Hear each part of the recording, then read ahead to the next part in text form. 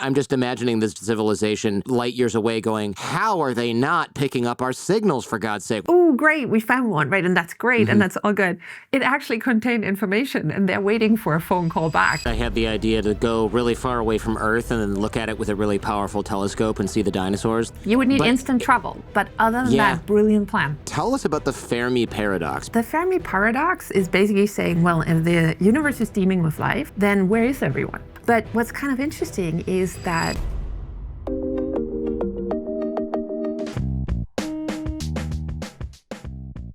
I have to say, I'm not usually a space guy. Excellent. But the idea... What's that? Excellent. That means you'll have questions like all your listener, as you always do, but this is great from the start in, I have like all these text files where I'm like, all right, Neil deGrasse Tyson, when he comes on next year or in 2 years, I got to ask him this or this or this. So I'm not usually a space guy. Like I'll do a space episode once every few months. Like, can we live in space? And then some guy will write a book about it. I'm like, I want to talk to you about why we're probably never in the next 20 years going to live in space. But the idea that we have discovered so many potential planets, I think exoplanets mainly, that could contain life, it really blew my mind. And I'm starting to share your passion for this because going to school in the 80s and 90s, I very clearly remember, if we find life on another, it's such a long shot. There might be no life anywhere else in the universe because all these conditions have to exist. And if you do the math and da-da-da. But then I looked at your recent finds from the book and I'm like, that doesn't make sense at all. First of all, there's so many planets and so many solar systems that it's almost approaching a guarantee that there's life somewhere. Whether it's close to us or not is another question. But you said in the book that we have discovered more than 5,000 exoplanets just in our cosmos neighborhood, or cosmic neighborhood, I guess I should say. So first of all, what is an exoplanet and how big is our cosmic neighborhood? Because that doesn't seem like a scientific term.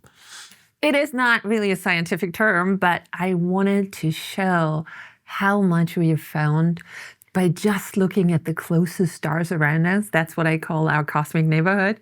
But what is pretty amazing is that we found more than 5,600 stars that host planets that circle that star, not ours. Ours is the sun. And so if a planet circles another star, then we call it an exoplanet or an extrasolar planet. And the big surprise was that there are so many, because it could have been 1 in a million, 1 in a billion. But we now know that every second star has at least one planet, because it's really hard to find the small ones. We haven't found all of them yet, so there could be way more. And what I find most fascinating is that every fifth one has a planet that's not too close to the stars, so not too hot, and not too far away, not too cold. That is in this, what we call a habitable zone, where you could have liquid water on the surface. And that kind of blows my mind, because if you go out at night and just count to 5 of the stars you see, one of those on average could have a world like ours. And we are for the first time capable of catching enough light from some of these worlds, the closest ones, so the stars in our neighborhood, to figure out if they are. This is the part that blew my mind initially, and it was a good hook for the book, by the way. So congrats on putting that in the beginning. I think that's a good idea. And by the way, if people buy the books, please use our links in the show notes. It helps support the show. There's a new world, on average, being discovered every other day since we built the equipment to find them. So that's really wild. The fact that a few times a week, they're just finding another planet.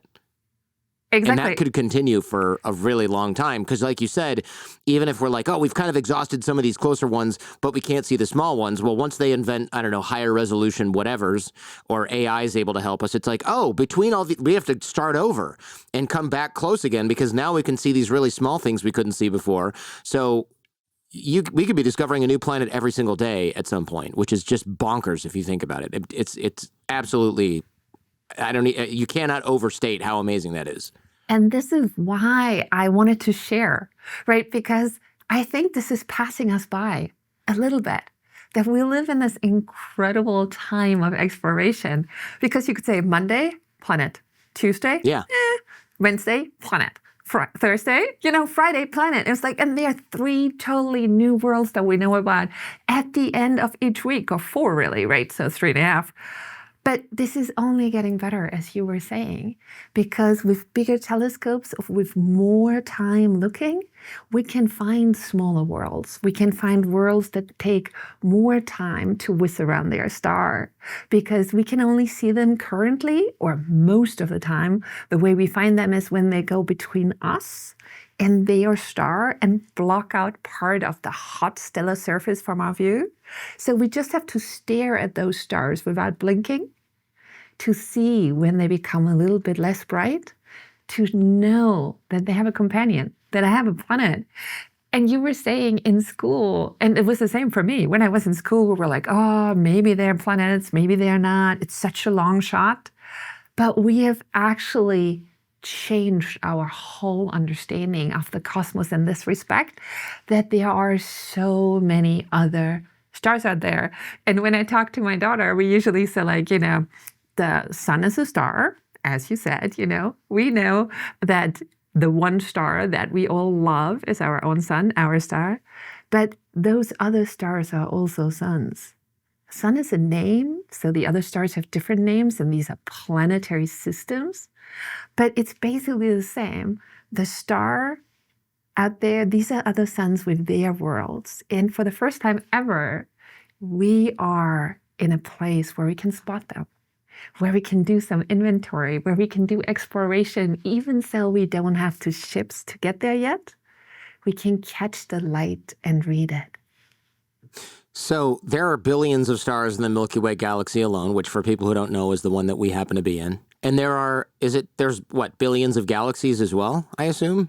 Absolutely.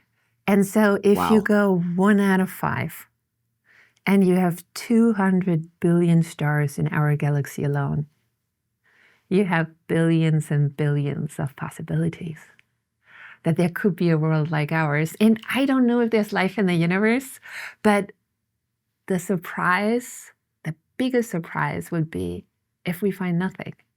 Yeah.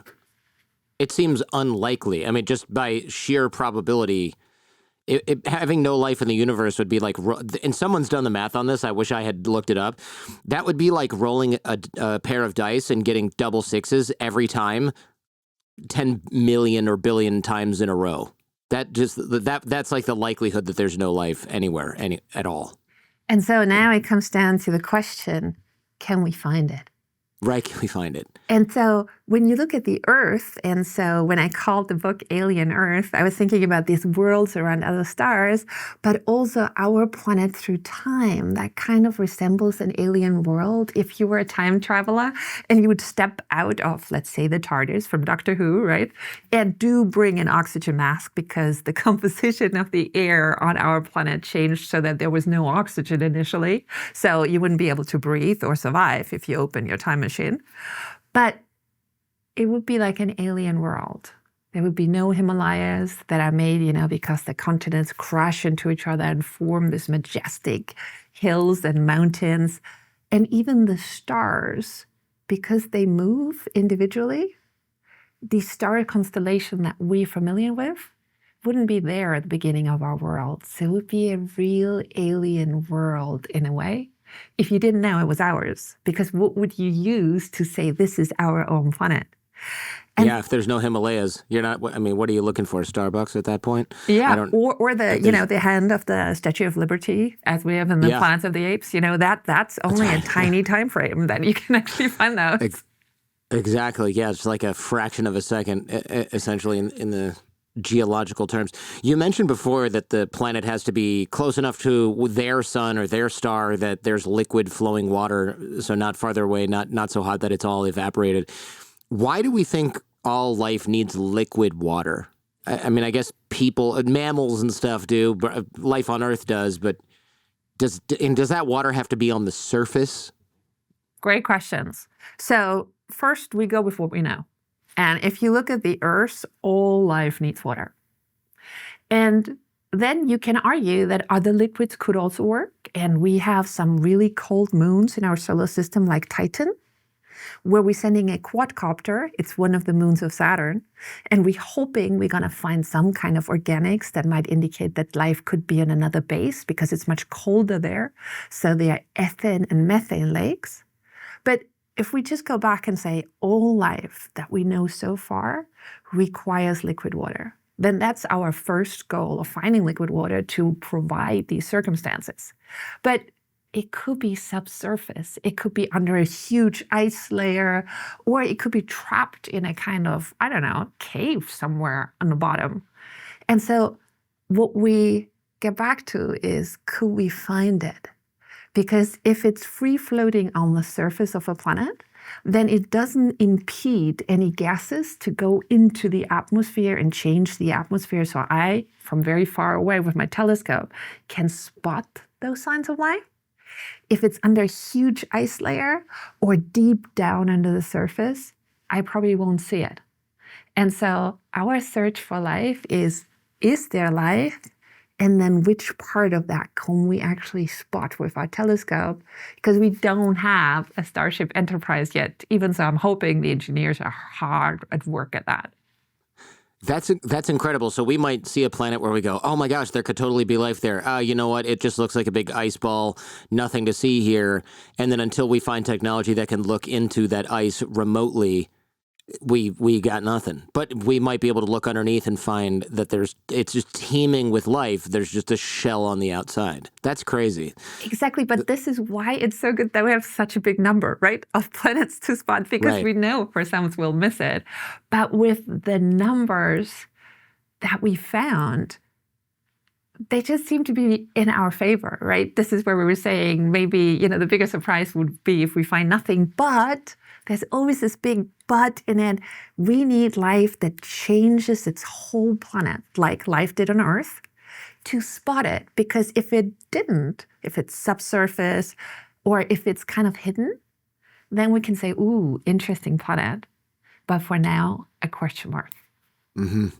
It sounds like the signs that we can read or see are always hidden in light. Like you mentioned, it has to pass between their star and us so we can see them backlit, essentially, or we look at the light that the planet, the way that things, actually, you're going to have to explain this because I can't even ask the question. It's like you look at the planet with equipment and you see that there's gases in there, and somehow we can see like, oh, there's a lot of carbon dioxide on this planet. Maybe something is exhaling that, or there's oxygen on this planet. But that's all. Is that also hidden in light, or am I stretching the definition of what light is? No, you're perfect. And the key thing is light and matter interact. And so Einstein already taught us that. But if you go out and you put your hand in the sun, it gets warm. So light carries energy. And then if you think back to different molecules, when you had it in school maybe, is like, for example, every molecule has a different structure. Like if you think about a water molecule, it's 2 hydrogen atoms and 1 oxygen atom that are stuck together. And usually in school, you always show it a bit like a triangle, like, the 2 hydrogens hanging off the oxygen. And so that's one shape. And then if you have an oxygen molecule, 2 oxygen atoms, they are connected, these 2. So they have a different shape. And so you have to hit that shape with the right energy to make it swing and rotate. And so what is happening if I had a world, let me get one here. And so if it goes between us, and let's assume the star is behind it, and so the light gets filtered through the air of that world before it gets to my telescope. The light that does not arrive at my telescope, that's what tells me what's in the air of that planet and if anything is breathing. And so it's a little bit like a passport Did you just stamp. bring a planet with you? That's so weird, but also really funny that you did that. You brought a lot of places. I You brought a lot of planets.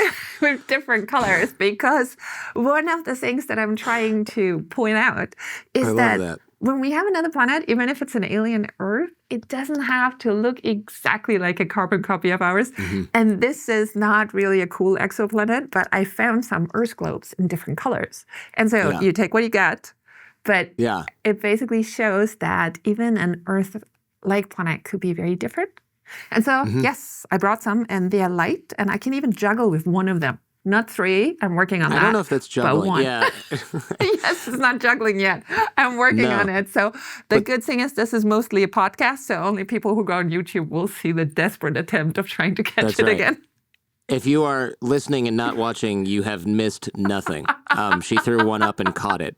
Barely. So, yeah, don't bother going to YouTube just to watch that particular Invite me back in about 2 or 3 years. I might have managed it.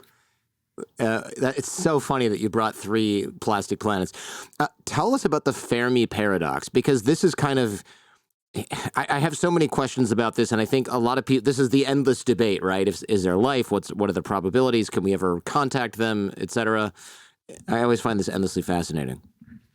I agree. I find it endlessly fascinating too. But what's always so interesting is to look at the question in a little bit more detail. Because the Fermi Paradox is basically saying, well, if the universe is teeming with life, then where is everyone? And so we know that 1 out of 5 stars, and we have 200 billion stars in our galaxy alone, has a planet that could be like ours. So you're like, well, why is nobody here, right? And then the idea that permeates history, really, people were discussing about this for a long time, even when we didn't know how many planets were out there. And so the worry was that maybe there is no life at all out there. So if we wouldn't have had other planets that could be like ours, that would be a good solution. Or that if life becomes advanced, so it could travel or talk to us, then it actually destroys itself. And Fermi's question came in this time when we invented nuclear weapons. And so that worry was foremost on his mind when he asked this question. But what's kind of interesting is that if you go the opposite way, and if you say, let's just assume there's a lot of different planets out there with life, then why would anybody want to come to us? And I do this in class a lot, and I love the Earth, my favorite planet, don't want to be anywhere else. But when I ask my students, and I say, look, if I find 2 planets, right, and I only have the resources to go or contact 1 out of the 2. 1 is 5,000 years older than us and shows sign of life, and 1 5,000 years younger. Which one do you, my students, want me to go and contact, right? The one that's 5,000 years ago or the one that's 5,000 years in the future? And basically all of them want the one that's in the future because it's more advanced. We might be able to talk to them. They might be traveling the stars. We can learn something. And then if you reverse that, are we really that interesting to another technological civilization if they're out there? Because we have boots on the moon, but we don't even have boots on Mars yet, our next planet over. So in a way, maybe we're not on the adult table yet. Yeah, that makes sense. I think I would, well, first of all, I would definitely go to the planet that's 5,000 years ahead. Me too. And maybe Earth is, like you said, undeveloped, uninteresting, because this alien world could easily be 100,000 years ahead of us, 1,000,000 years ahead of us. So I would want to visit ancient Egypt, for example, but I would probably pass on visiting pre-humans in caves and whatnot. I'd probably pass on that. I agree with you, but ancient Egypt, absolutely. But what about the Fifth Element world? Or something that we see in science fiction, right? It's like, even ancient Egypt for me is not as interesting if I can just go once. If I can just do one trip, I have the resources for one trip. I want to go to the future, to a planet in the future, if I could choose. And so that kind of makes this question and this Fermi paradox less scary, because a lot of times it packs this real punch of saying, well, maybe advanced civilizations can survive, or, well, maybe we're alone. And to me, looking up at the sky and finding these new worlds, it actually brings the cosmos closer. It connects me even more because I know there are other worlds that could be like ours, even so I don't know if they are. But there's hope, and there's wonder, and there's our human curiosity that gets us to investigate, to explore. Even so we don't have the ships, we can read the information encoded in light. It is kind of a bummer to think that advanced civilizations all kill themselves before they develop the technology to travel or communicate over cosmic distances, right? It is kind of, and it makes you also go, oh, I hope we don't do that. And then you look at the fact that we have nuclear weapons, but we don't have like nuclear powered spaceships, and you think, well, we are trending in one particular direction, and maybe it's not the right one. And so I think this is where this fear came in, right? And it depends a little bit if you're an optimist or a pessimist. But I think even if, and I hope it's not, because I think the advances in technology we're making can be used for good and for bad, right? We have to choose. But you should have a distribution. If you have enough worlds, if you have enough civilizations, there's probably not one answer fits all. There's going to be the in-betweens, the one that don't care if they're alone or not and don't want to communicate, because why? They're the ones who never look up at the sky and never actually figured out that they are one of many, many planets. And then there's the subset of curious beings, I hope, and we are now in the realm of science fiction. And some of them are probably not going to make it out of the cradle, their home world, because they don't figure out how to not be aggressive. And some of them will. And I think we have time because, as you were saying, we don't have those spacecrafts yet.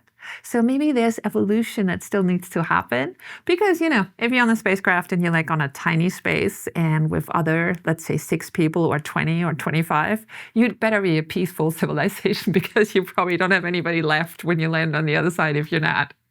That's right. That's right.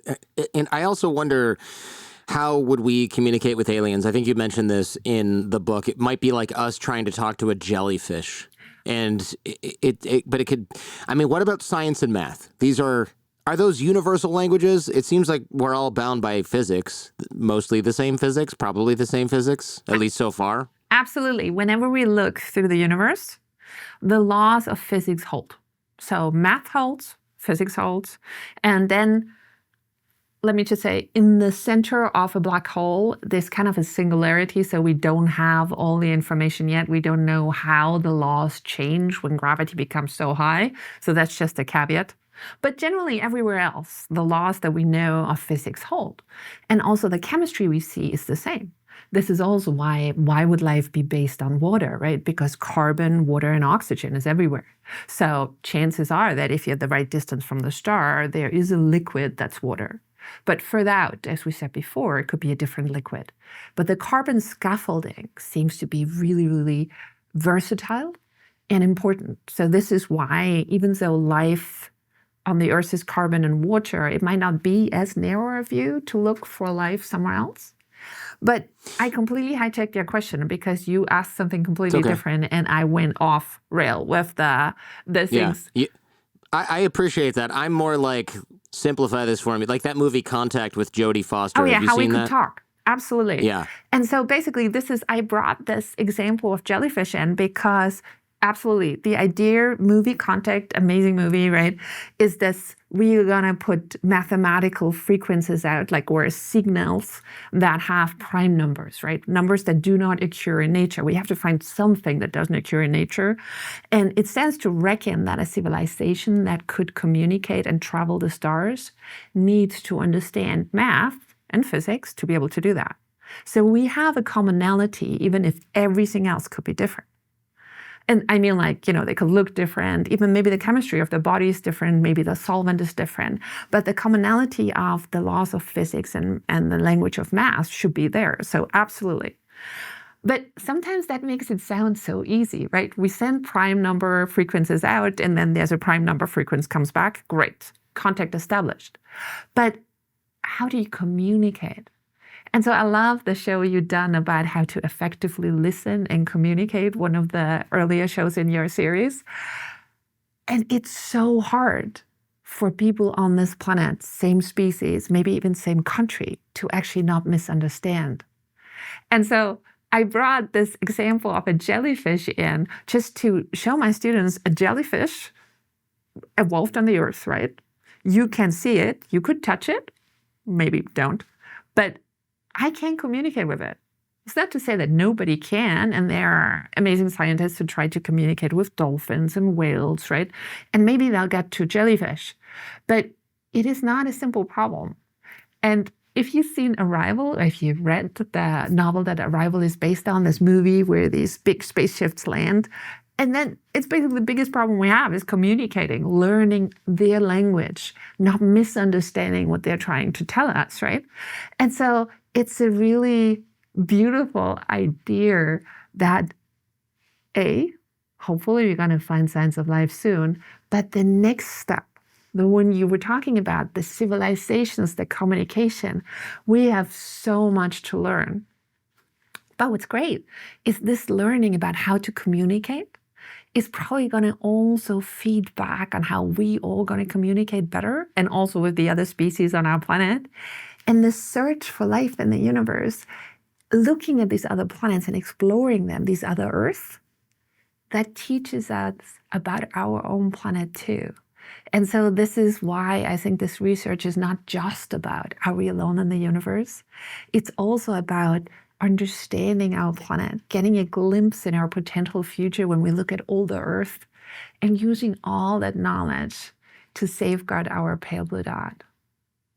I always think about this, the end of, I think it was the end of that movie Contact, where the aliens appear to Jodie Foster as her dad who had passed away.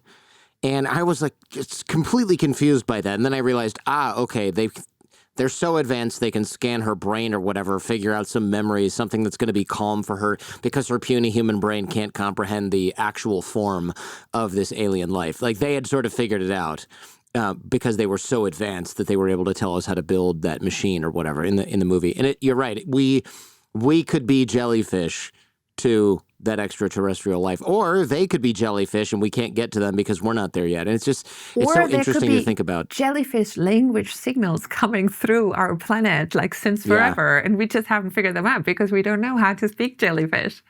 And of course, that's a funny interpretation, but there are so many things we don't know. But we're chipping away at it. Science is chipping away on the different issues, but it's fun to think about it. I always think of those quantum particles. You know how they have to build those buildings 30 stories underground because they're looking for, I don't know, some sort of like alpha particle, and everything else gets blocked by the Earth except this one particle that's so small it can just float through the whole Earth, no problem. It just goes between the nucleus and the whatever, and the atoms and the proton, whatever. It doesn't bounce off anything, and they can detect it with that. That would be a great way to communicate with some other planet, right? Because you can shoot that thing through other planets, through asteroids, through everything, and nothing can touch it because it's so tiny. And I'm just imagining this jellyfish civilization light years away going, how are they not picking up our signals, for God's sake? We've been blasting these things at them for thousands of years. They can finally pick it up, and they built this building to receive it, and they're going, aha, there's one of those things. And it's like, we've been sending you trillions of those things, and you got one, and everybody celebrated. Look at these idiots down there. I mean, it's just, I'm imagining that, one day we're going to think, oh my gosh, they've been, the whole time this thing has been on, and we've never noticed. I think the other funny part in that example that you've just given is, what about this one thing where we're like, oh, great, we found one, right? And that's great, and that's all good. It actually contained information, and they're waiting for a phone call back. Or it was like, so if you actually want to talk to us, give us a call back. And we're like, da-da-da-da-da. And they're like, well, they're not interested, so we're going to go and look at the next planet over and try that. That's right. Yeah, it's like we can't see. All we can do is detect that particle exists. It would be like looking at someone's blood and thinking, this is the smallest thing we can see is a drop of blood. And now, of course, we can see DNA in the cells of the blood. And we just don't have the resolution to view what is in that particle. And I think this is why, if you want to take out the component of maybe we can't find the signal yet. Maybe somebody is not messaging us, right? If there's somebody out there. This is why this search in the light of other worlds is actually a passive search. And it actually scans the whole time since life changed the Earth significantly. So about 2 billion years ago, if you think about the Earth's history as a 24-hour clock, around lunchtime, life actually changed our atmosphere so strongly that we can pick it up with a telescope from far away. So when we look at other planets and we look at all these different epochs where life, equivalent could have changed on that planet, then we get so much more information, and we take out the component of Did they want to talk to us? Do they want us to know if they're there? But it's also fun to think about it in reverse, right? Because for 2 billion years, if anybody were looking and just had our level of technology, they could have figured out that we are here.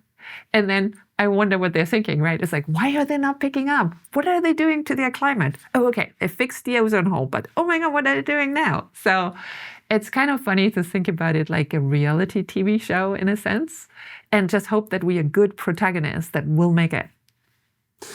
It's like keeping up with the Kardashians, except we're all the Kardashians. How long does... I want to go back to light, because I'm curious about it. Light from the sun takes, what, minutes to reach us? 8 minutes. And light, how long? Sorry? 8 minutes from the sun to us, and 1 second from the moon to us. 1 second from the moon. Okay, now how long light from the next closest stars? It ranges, right? Years, decades, even centuries. Am I still correct here? Absolutely. The closest star to us is about 4 light years from us. So we see that star like it was 4 years ago, and they, if anybody were looking, would see us like we were 4 years ago. And so that is kind of fascinating, because when you go and look up at the sky at night, everything you see has already happened. Because light needs time to travel and carries that information to us so we can write it down in our cosmic notebook. But while it's kind of frustrating at a certain point that there's a limit to light speed, so we don't know what's going on right now everywhere in the cosmos, the flip side of that is that the further away we look, the further back in time we can look. And so we can look at a time where there were no humans, not even the sun and our planet, because we can catch ever more light from further and further away places. And so this is this Hubble Deep Field or James Webb Deep Field, that's what we call them, that show us galaxies as they were billions and billions of years ago, down to about 13 billion years ago. It's like a huge number. The universe is only 13.7 billion years old, roughly. But we can unravel the history of the universe to its beginning because light has a speed limit. And so we can delve into deep time. And the way that I think about space around us, or space-time, is that it's kind of like a fabric. And the further it goes away from us, the older it is, or the younger a universe it shows us. And so that I find as a privileged position, because we missed our star and our planet, missed the first 2/3 of the life of the universe, of the history of the universe. But we get to figure it out because we were curious enough to look up, catch the light from other galaxies, and read it. And now we can do this with ever bigger telescope for ever smaller objects.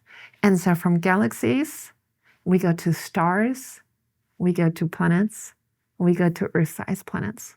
And that's where we are right now.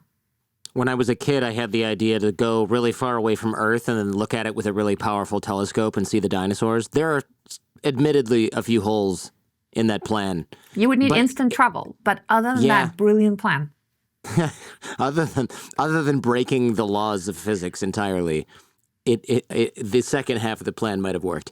Yeah, so it's fascinating to think there's a star whose light is just now reaching us that was sent, that light was generated or whatever, sent on the day that we were all born, right? And since there are so many stars, every single one of us has multiple stars whose light is reaching us on the day we were born. Am I doing this math right? I'm not usually that good at this kind of thinking. No, you're absolutely right. This is where I think we have another connection with the cosmos, right? Because you can spot a star if you're more than 4 years old, right? The closest other star after the sun is 4 years, so it works for toddlers plus. Yeah, there's a limited number of toddlers listening to this show, so we should be covered. We'd be okay. But the interesting thing is that, you have several stars, and you can pick one because there's the northern hemisphere, where we are in New York, for example, and the southern hemisphere. And so there's a northern and southern sky. You see different stars if you're here in the north or if you go down south. And so what you want to do is you want to put it in a browser and select stars, your age, let's say you're 21 light years away. And then you actually figure out northern hemisphere, if you like us, somewhere in the northern hemisphere. And then it tells you which stars are about 21 light years away. And so the light that gets to us today was sent out in the year you were born. And it's a great present, and it doesn't cost you anything, and it's fast to make, and it's probably something most people don't have. And the star changes every year because you get a year older. So the star needs to be a light year further away. And it's your star. You don't have to pay for it. Don't name it. Don't worry about that. Just go out and select that one. The light's coming. And if you think about if that one had a planet and somebody were looking in the Earth right now, they would see it like it was when you were born. Do we need the moon for life? I know it affects tides and it affects life on Earth, but is it a requirement for life to have a moon like ours?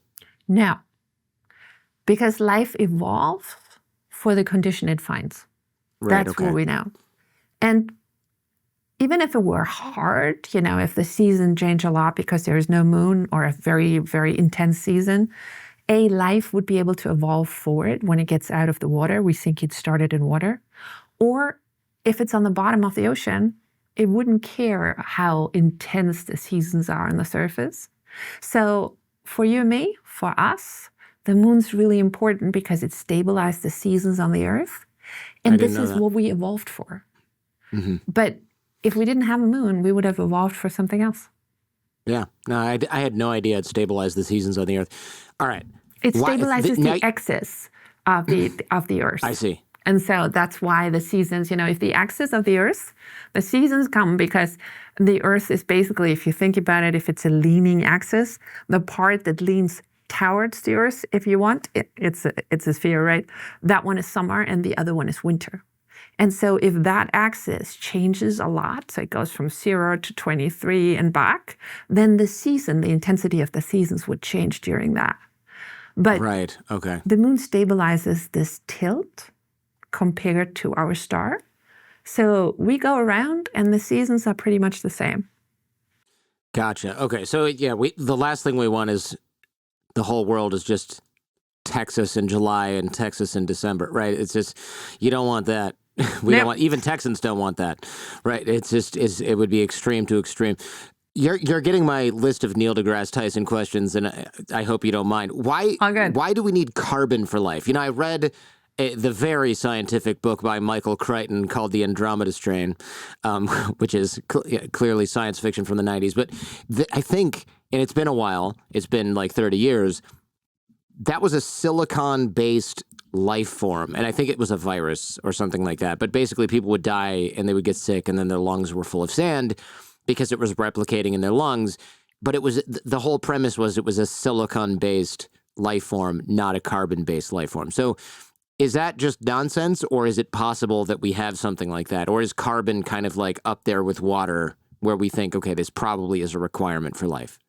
So carbon can make very flexible and very complex structures, right? So great. And the good thing is you can break them easily. So recycling is easy. And that's where it actually has its superpowers. Because if you take silicate, what's in the periodic table is a similar element, so can do similar things, can make long structures. It requires an incredible amount of energy to break. So you would make something, but you couldn't remake it. And the other thing that happens is that if carbon and oxygen are next to each other, they will react to carbon dioxide, a gas, right? You can dissolve it in water, all good, you can get the carbon back. If you have silicate and oxygen, it makes silicate oxide, so the sand you were talking about, or rocks, granite, right? And so the key point about this is then you need to go to a temperature of about 2,000 degrees to get the silicate back out, because it will just be, it's a rock, right? It's sand in the lungs in the science fiction story, so you cannot reuse it.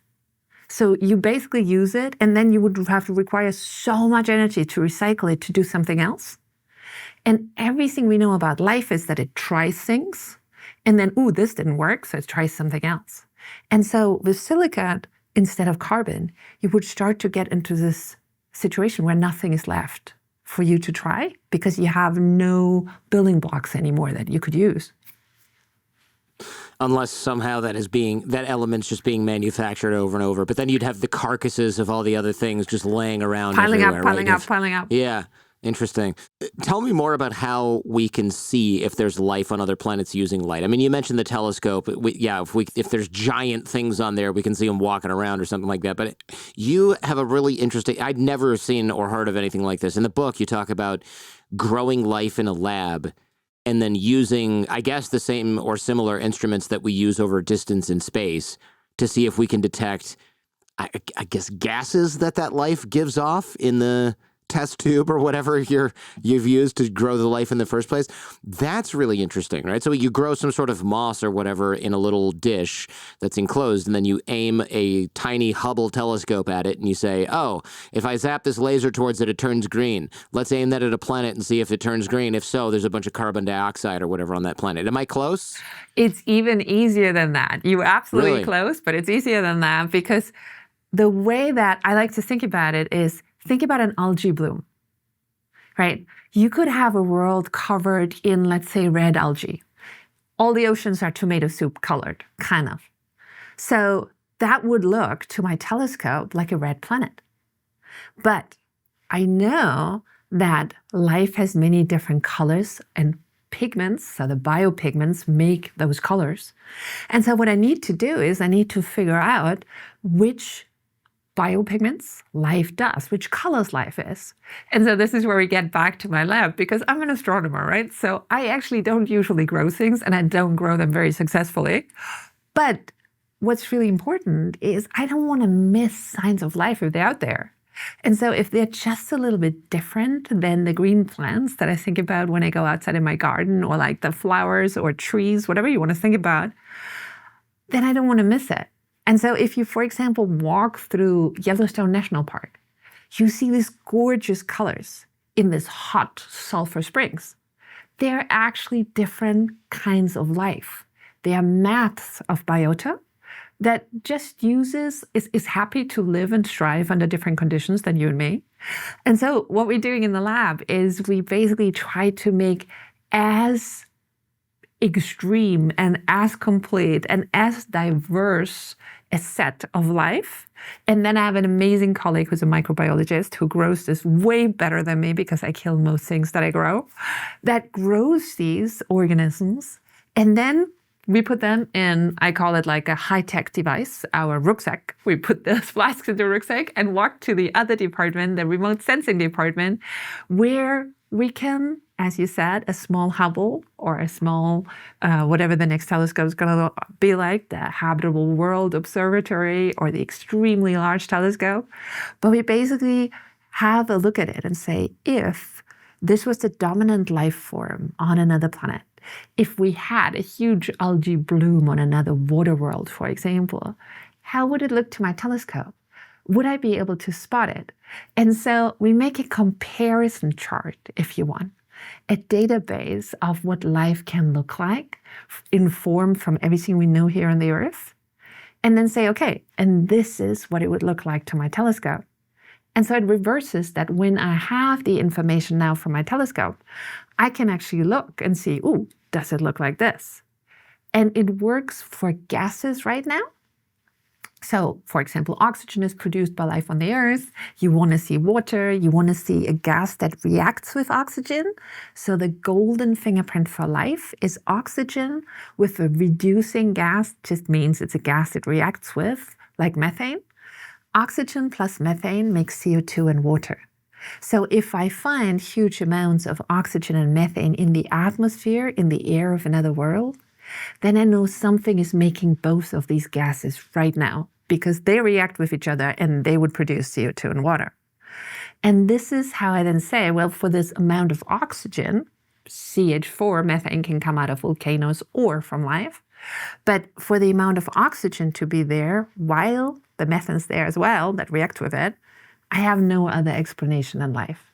So it gets a little bit complicated, but the context tells you which gases you need life to produce because you have no geological solution. You cannot just invent a volcano big enough that spews this out. And this is how we look at the light fingerprint of these worlds to see signatures that we cannot explain with anything else but life. That's our first step in the discovery. And then if we get even bigger telescopes, we want to look at these planets like a dot of light. So not just when they go in front of their star, but if you see them as a dot of light, you could see their color. You could see if they're red, if they're blue, if they're green, and figure out if there are some colors of life as you know it on another world as well. And we use machine learning for that. We use loads of algorithms. We use a computer program where we build these worlds. So what I have in my lab, I take and then I manufacture worlds on my computer. I basically paint my computer and my computer code being my canvas. And sometimes I think it's a little bit like, Douglas Adams. They had this workshop where they basically created other worlds. And then he, sci-fi, really funny, says that the Earth was actually created. I create worlds on my computer too. I don't get one to hold. This is why I'm bringing these normal ones. You bring your own from the gas station. Yeah. From the gas station, exactly. Which gas station do you have? I don't have that gas station. But it's incredible to imagine what could be out there because circumstances and characteristics of these planets are different from ours. And so the diversity, if there's life out there, will be astonishing. All right, just a quick break. I'm going to tell you about something that'll actually make your life easier.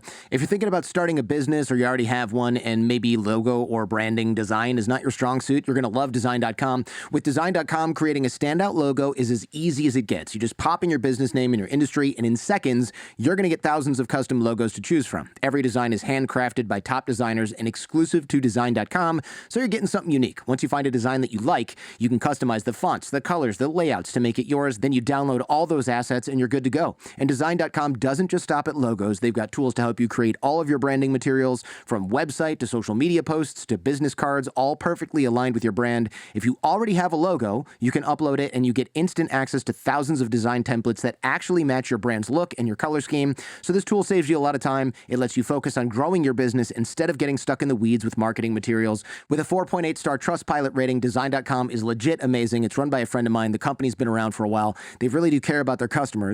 Try it for free at design.com/Jordan. That's design.com/Jordan. It seems like life can live. I know we usually think of life as like animals and plants and stuff, but there's crazy, and I know you know this, but I was surprised to see this. There's something called extremophiles. They live in these like super hot vents in the puddles of sulfuric acid at the bottom of the ocean under crazy pressure in hundreds of degrees heat. It's just absolutely wild, the conditions that life can exist on. So that really opens up the band of what, because we're not like looking for whales all the time, right? We're not looking for deer running around on the surface or buildings built by humanoid type of creatures. We can be looking for a bunch of, for lack of a better word, algae that lives in a volcanic kind of zone, and that's good enough. Exactly. I think the diversity is just astonishing. And when I was in school, we didn't learn about extremophiles. We probably also didn't know much about extremophiles at that point, but we have learned so much more about the limits for life. So at one point it gets too hot and cells break down. At one point it gets so cold that the reactions are so slow that we don't think you can actually start life because everything is just like so slowly moving. And then there's radiation that can destroy cells. But within that realm, there's a huge realm inside of that where life happily strives and does so on the Earth in different niches, like on the sulfur springs that you were talking about. Or there's the cutest, it depends, but there's this cutest thing that's called a tardigrade or a water bear. And it's not even an extremophile because it's not extreme, but you can cook it, you can boil it, you can freeze it, and they put it into space on the outside of a rocket. And when it came back down, a couple of days later, they put water on it and it was like, okay, I'm fine. I'm good again. Really? And so that is just amazing what life can survive. And this specific organism, the tardigrade, actually, you need a microscope to see it, but it's basically everywhere in the world. But it's really cute. So look it up. But the interesting thing about this is that it does this because it can go into something called a tune state. It can shrivel up and lose most of its water and lose most of, or pause most of its life functions. And it can do this for hundreds of years. It basically goes dormant, but in a really, really huge way. And so it does that because it lives in areas where water can become sparse. And so instead of dying, it shrivels up and waits for the next rain. But the shriveling up also allows it to withstand much more radiation than we do, or temperatures we couldn't withstand. And so now this research has also led to a lot of other research where people are like, ooh, could we use some of this for, extending human lifetimes, for space travel? And so it's fascinating how diverse life here is. And finding life on other planets, oh my God, that should be even more different. We don't know if life can start under extreme conditions. We don't know that yet. So if it can start under extreme conditions, great. We have a much, much wider range of planets to look for. If it can just adapt to extreme condition once it got started, then we have a smaller range where we can look. I got to go back to this little water bear tardigrade thing. This is crazy. So I looked them up. They're 600 million years old on Earth. They can survive in space. These are almost like tiny seeds that can travel through space, and then we just add water. That brings up all kinds of questions. Could these things have could they have landed on Earth from another place? I don't know if humans could come from something like that, or plants or little animals, but it seems like if they can survive for you said hundreds of years in those conditions potentially and withstand radiation, it seems like that could be something that comes from another planet or another solar system and have landed they land all over the galaxy or all over the universe. And if they land on Mercury, they're shit out of luck, right? They burn up and they die. But if they land on a place with a bunch of water, they form their own, they go on and live happy lives and reproduce. I mean, there's a lot that you could think. This is really blowing my mind. I mean, these could be on every planet that's what's the opposite of hostile? They could land on every planet that's potentially hospitable for life and be alive there. That is absolutely bananas when you think about it. The great thing about this is, so I should actually clarify that radiation is their Achilles heel. So if you have too much radiation... I thought you said they withstand radiation well. They do withstand radiation better than you may. Okay. But at a certain point, it's also bad. But sorry, I should have been more clear on that. But no, better than you and me, so they can still go traveling. But what's really interesting is that this is, by the way, the science fiction plot, if you haven't seen it or read it, of the three-body problem. That a civilization like tardigrades lives somewhere else and they need to go. And it's kind of a weird plot. Just in case you know that story, the premise is that the planet and the star system isn't stable. And so that actually would not happen. So it would just be immediately unstable or stable in the long run. So basically, but it's a great book. It's a fun series right now. But going back to tardigrades. So what is really important is that it's not just the water that you need to bring. It also needs the atmosphere that we have. And so anything that you want to travel from one world to another and seed there again, if you want, you have to bring enough of its environment with you to actually allow it to adapt to this new world. So now you're not just talking about having to transport like tiny tardigrades. You're also talking about having to transport, let's assume water is there, right? But water can be very different if it's salty, if it's not salty, if there's other chemicals in it. And also it will require the atmosphere on top of it, right? A right atmosphere. Like if you put it into a sulfur atmosphere, it's not going to do fine. So it is a little bit more complicated in terms of the environment you have to add to bring for a space traveler. It's a little bit like a spacecraft, right? We need to bring our environment, our food, our water, if we wanted to go to Mars or to another planet. But this is a miniaturized signature for that, like, or miniaturized version of that, because tardigrades are smaller. But if you think about where you have the highest chances to get life started, at least in our solar system for now, if you need a rocky surface and water, that's so far what we think you need for life, at least two of the things you definitely need, then the Earth gives you the highest chances to get that started. So the interesting question will be more, if we find something like tardigrades somewhere else, have we littered that planet and thus the tardigrades made it there?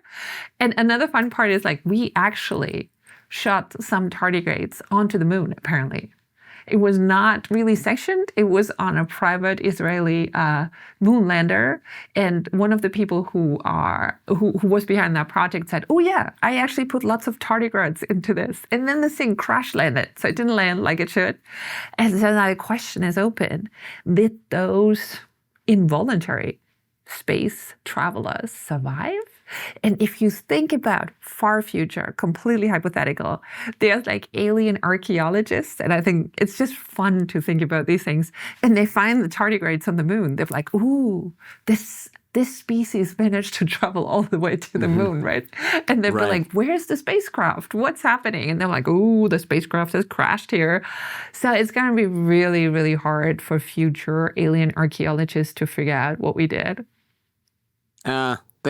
I'm going to give them a little more credit, and they're going to go, I'm guessing this closed planet that was teeming with life before they destroyed themselves screwed up this one too. Thankfully, they only had the technology to get to the moon and didn't end up going and colonizing anywhere else before they blew themselves up. It seems it's got to be so hard to spot planets.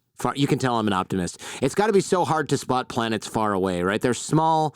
Planets don't emit light, and I would imagine of course they reflect light, but don't they reflect less light than stars emit? So they're washed out, right? You wouldn't want, I mean, that's going to be tough to develop that film, so to speak. And this is why it took so long for us to find those. Because if you take the Earth and you put it 100 times next to each other, that's roughly the diameter of the sun. So our sun is so much bigger, and it's bright, and it's hot, and it's close by, right? The Earth is here, and then it's a huge bright thing next to it. So the star outshines the planet by at least 1 billion, right? So it just means lots of photons, lots of light from the planet versus tiny, tiny amount of reflected light from the tiny planet next to it. And so this is why, and I think that's also, I think it's intriguing, that we have found more than 5,600 planets orbiting other stars, circling other stars. But we haven't seen most of them. Because we look at the star, and what I explained before is that you have the star, and if the star dims ever so slightly, looks ever so slightly less bright for a little time, then you can figure out that something went between us and that star and blocked our view of the hot stellar surface. And by how long it takes for this to go around, you can figure out how long a year on that planet is, how many days or Earth hours if you want. And then you can figure out by how much light it blocks, how big it is. But you haven't seen the planet, not really. You have seen its effect on the starlight. And this is how you can do it.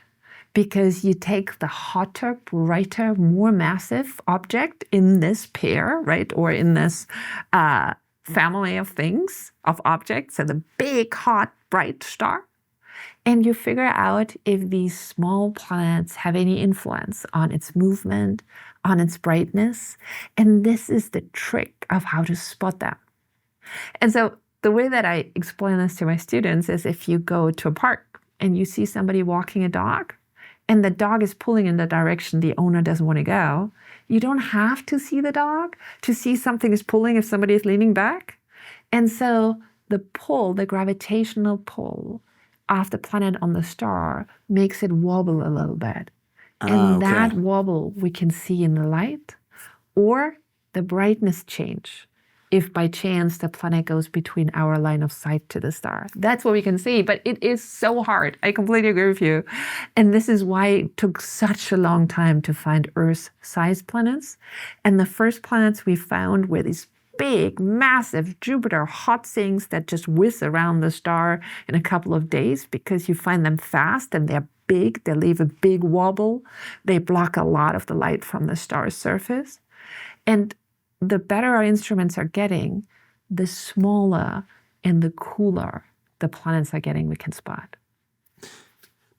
Is there, I'm going to show my ignorance here. Well, that's what this whole show is about, whatever. So is there something like a Doppler effect with light? So for people who don't know, the Doppler effect is when like a car races by you and it goes zoom, and the sound changes because you're closer or it's moving closer to you or moving further away from you. Is there something like that but with light? Because like then you could tell if the planet was reflecting light and it was... See, this is where I lose myself. Am I making any sense? Am I close to something that makes sense? You are very close. And thank you very much for making the soundscape in the podcast. I can handle the sound. I got lost with the light part. That's all right, because it's exactly like for the sound waves. So if something comes towards you or it moves away from you, we hear the sound change if it's an ambulance, for example, or a race car. But light does the same. So basically, if a star moves away from you, you see the light redder than it should be. And if it comes towards you, you see the light bluer than it should be. And if the planet jiggles, or if the star jiggles, we're just looking at the star right now, nothing about the planet. If the star jiggles because the planet pulls on it, and so the star actually makes a counter movement, basically, you see the star's light going towards the red, then it's normal again, and then it going towards the blue, then it's normal again, then it's towards the red and normal again, because it comes towards us, blue shifted, away from us, red shifted, and so on. And then you can say, okay, it's moving. It's moving around the center of mass, so it's kind of jiggling. And so that's because something pulls. And if that jiggle is very small, you can say the thing that pulls is not very massive. And if you don't have much mass, then you don't have enough temperature and pressure in your core to start nuclear fusion and to start shine like a star. And so then you found a planet. And the light, the movement of an object is encoded in the light due to this Doppler shift, red and blue shift. And this is also why we know that our universe is expanding, because these galaxies actually all look redder than they should be. So everything's in average moving away from us. And this is when you figure that out, and we figure out what the speed is that they move away from us, you can figure out how long it took all of these galaxies from the start to now to move away from each other. And this is how we figured out what the age of our universe is. That's incredible. I mean, it's complicated and people are like, wait, should I rewind right now or just keep going? And that's up to you. But that kind of thing is really incredible. I was almost thinking like, oh, can you tell if there's a moon by the Doppler effect of the planet, wobbling the planet a little? But you took it to universal scale, and I appreciate that. If you actually could then see the planet, like when we can see the planet next to the star, when we can block out the light from the star, that's going to be the easiest way. If it's like a mask that we can put on top. If you go in a bar, it's bright, you want to see your friends, you basically block out the light from the lamp and then you can see them, right? Same for the star. If we could block out the light from the star, we could see the dimmer planet close to it. And then we could do the exact same thing that you were just mentioning with the Doppler effect. So then if the planet actually wobbles, then you know that the moon goes around the planet. And so you could split exomoons that way. But we're not there yet, because even finding the planet is such a hard measurement that finding a moon around a planet, that's like so much harder. Right. It's like finding a needle in a haystack, and now you're like, find the rust spot on the needle in the haystack. Exactly. Thanks, Jordan.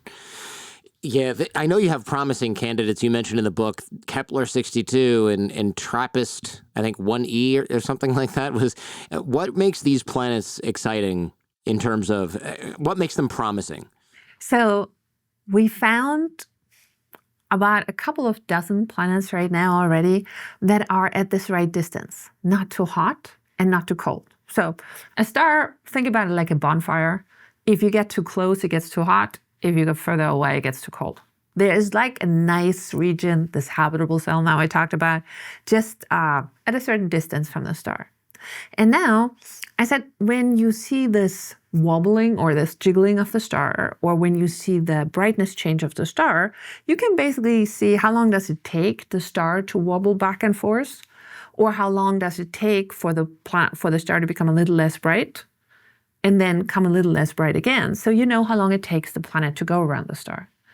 And Kepler has already, so a long time ago, Kepler, an astronomer, has actually figured out that how long it takes you to go around your star tells you how far away the planet is from the star. The further away, the longer it takes. So we go around the star faster than Mars does. Mars is further out, so Mars is going slower or takes more time to go around the sun than we do the Earth. And so that means we can tell you how far away a planet is from the star with these search techniques. And then we can say, okay, so it's just at the right distance that there could be liquid water on top of that planet. And the liquid water on top is what I need to spot it with my telescope, right? Because if it's locked under ice, or if it's locked subsurface, then the gases or the life that could change the color of the surface is locked away and hidden. And so this is why we're so excited about this planet at the right distance. And then the planets have to be small enough. So if you have like huge Jupiter planet, huge gas ball, we're less excited because we learned, at least from everything we know, that you need a surface and liquid water to get life started. That's some of our key ingredients. So in a gas ball, you don't have that. Maybe on a moon around the gas ball, but we just talked about that. Finding moons is even harder. So small enough planet at the right distance, incredibly hard to find. But from the ones that we found, and we're about 45, 50 in right now, in these 5,600 planets, we know how hard it is to spot those. So by the ones we found, we can tell you how many must exist for us with our not so great technology. Like it is great technology, but it's just not cutting it fully yet. Right, to have found that many. And this is where the number 1 out of 5 comes from. So 1 out of 5 stars must have a rocky world in this right distance for us to have found what we found. And that makes these planets so exciting. At the right distance and rocks. And then you say, okay, if maybe that's what it takes. If there's water, it's a rock, and it has the energy from its star. That's what it took on the Earth. Maybe if that's what it takes, then life could get started there again too. And that's what we're looking for. Really incredible. So there's so many planets, some we can't even see because they're too small. But it just occurred to me, they could also have moons where there's no life on the planet, but the moon has life. I hadn't even thought about that possibility, and you can't see the moons because those are too small. So it is just like...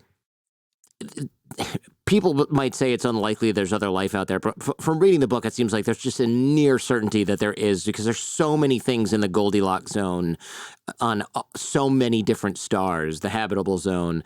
And this is a non sequitur, I suppose, but you mentioned that the universe is expanding. Does that mean that do we have an edge of the observable universe? Can we see it?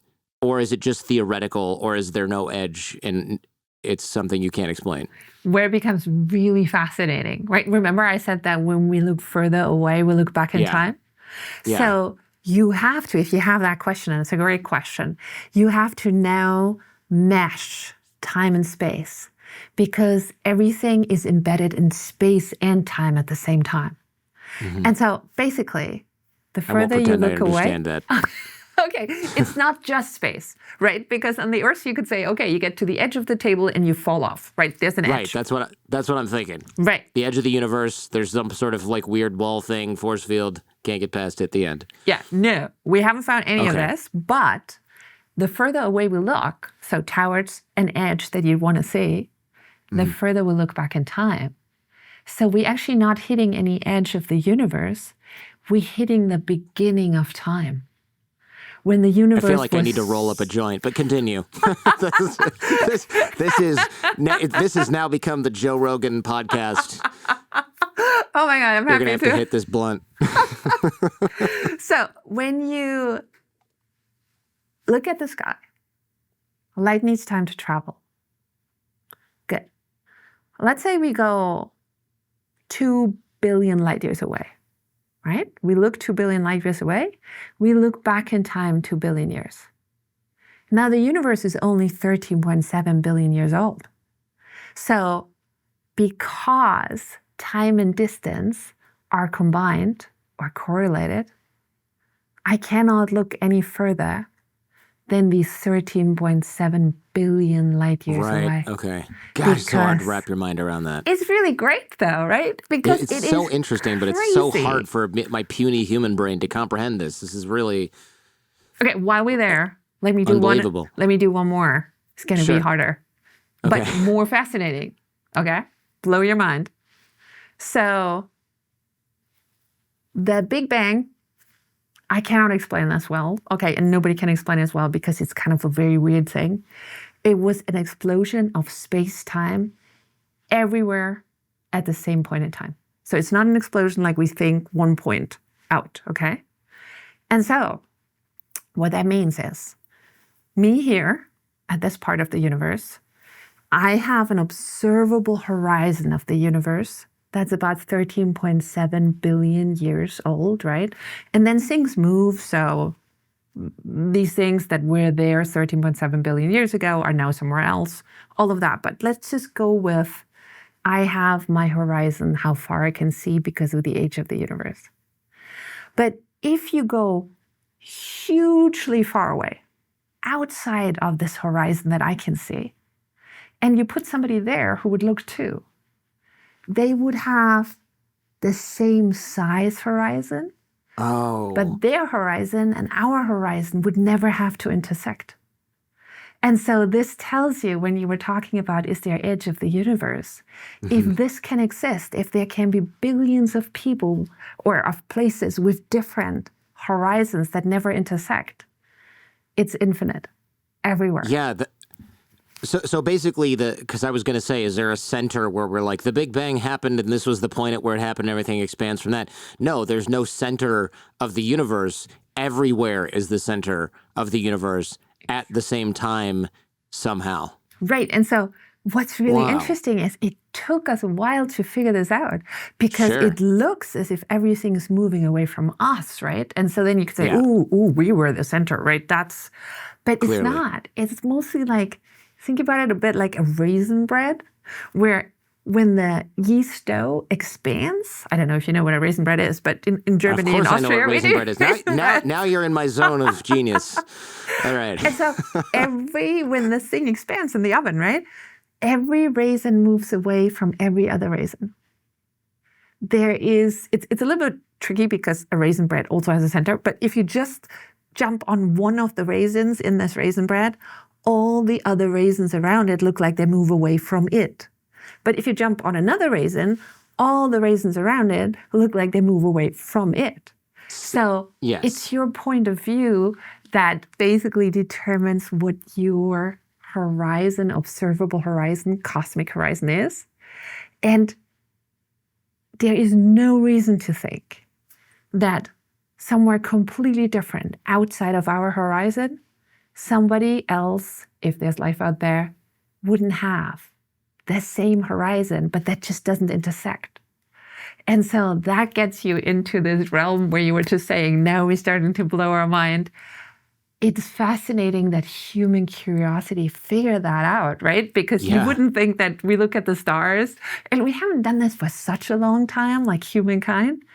But what we figured out and what concepts we're trying to wrap our mind around, I just think that gives me hope for our future. Because if we could have figured that out, that the universe is expanding, that there was a Big Bang, that we're changing our climate, right? We can fix so many things, or we can solve so many things because we were curious and looked and we invited this wonder in, and you want me to blow your mind, like to a certain extent, right? And that I think is what it takes to figure out how we fit in this I am beautiful cosmos. I am just grateful that you were able to explain this in terms of raisins, because you're doing a good job communicating with this jellyfish of a podcaster, I have to say. I'm impressed. The raisin analogy really did it for me. I think there's people out there that are like, okay, I don't want to admit this, but the raisin thing works. I do understand this quite a bit more now. It's still hard for me to believe that everywhere is the center of the universe at the same time. The It's almost like observable it's a universe. sphere. What's that? Everywhere is the center of the observable universe. Of the observable right? universe. I see. Okay. Yeah, that's a crucial distinction. All right. In the little bit of time we have left, it's occurred to me that Earth is a certain size, right? There could be really big Earths, I suppose, right? Smaller might be harder because there's not, what you mentioned, not enough core mass to create volcanic activity, yada, yada, no life. But there could be bigger Earths, right? Or is that also hitting a wall at some point due to the gravity of that planet? Absolutely. So what we're finding, and what was one of the biggest first surprise. So you look for planets outside, right? And you kind of expect them to be like the ones in our solar system. Would make sense because that's the one system we know. And what we found is that most of the planets we've found so far are actually in between the size of the biggest rock we have, that's the Earth, and the smallest gas ball we have, that's Neptune. So we call them mini Neptunes if they're smaller gas balls than Neptune, and super Earths if they're bigger rocks than the Earth. So your question, absolutely, there could be Earths that are more massive. Gravity would be stronger, so you would need more muscles to actually be able to walk around, or you would want to slither around, right, and never actually stand upright, or you have a different bone structure if you wanted life on those worlds. But at a certain point, the gravity that this planet has will actually, when the planet forms, it forms in an environment, in a disk around the star that has rocks, ice, and gas. At a certain point, it becomes so big that it will actually basically vacuum up all the gas and dust, and it will become very, very fast a big gas ball. And we think the edge is somewhere around 10 to 15 times the mass of our planet and about twice the size. And so we call it super Earth because astronomers are really good at naming things. Yeah. But it doesn't mean that they're any better or any worse. So this is why this search is so fascinating, because we have no idea. There's no reason to think there couldn't be life. There's, some reasons to think with more gravity, you'd have a different structure, a different way of moving. And with a bit less gravity, you could actually go to about half the mass of the Earth, still have the atmosphere is probably not as thick. You could, with our muscles, we could jump much higher. It would be much more fun, right? Like the moon, the astronauts like jumping around on the moon. With my muscle strength, I could do feast of aerobics, right? Or of sports. But there is this range from about half the mass of the Earth to about 10 to 15 times the mass of the Earth, where you get a rock. And that might have more water or less water. Many of these more massive planets seem to have less rock and more water, making them water worlds. Like when we talked about Kepler 62e and F, that I got to actually help discover. And so what's so fascinating when you then think about this, so more water, what would that mean? Could that be an ocean world? Could there be waves that never break because there is no shore? The whole planet is covered in oceans? And one other thing that's so fascinating about these worlds, because physics works, right? And so if you were on a water world and you would jump into that ocean, you would go down, down, down. It would be a deep ocean, much, much deeper than what we have here on the Earth because there's more water there. And so the bottom of the ocean, you would actually hit ice. It's not the cold ice that we know of. It's water that has so much pressure on top of it that it solidifies. It's called high pressure ice. And so that planet would work so differently. And you shouldn't dive down because all the water inside of you would also solidify. But it never occurred to me that you could have ice that's not cold, right? But the pressure pushes the water molecules together so much that it turns into just warm Yeah, ice. It's just a rock of water. And That's it wouldn't go, really interesting. I and never it thought wouldn't about that. go up to swim, right? Because the density would be very, very strong, like very high. So it would stay where it is. But it would be completely different because you wouldn't have water with a rock, like interface, like we have here on the Earth. On the bottom of our ocean, there's a rocky surface. And so these planets could be very, very different in how they work from us. And there are geological or things like, like volcanoes, or how does the magnetic field work, or how does the interior of that planet work, that we don't understand yet because we don't have a way to actually make this in the lab, right? Because the pressures and temperatures are hard to do. But we're starting to think about how different these worlds could be. And there, I take the extremophiles that we talked about, right?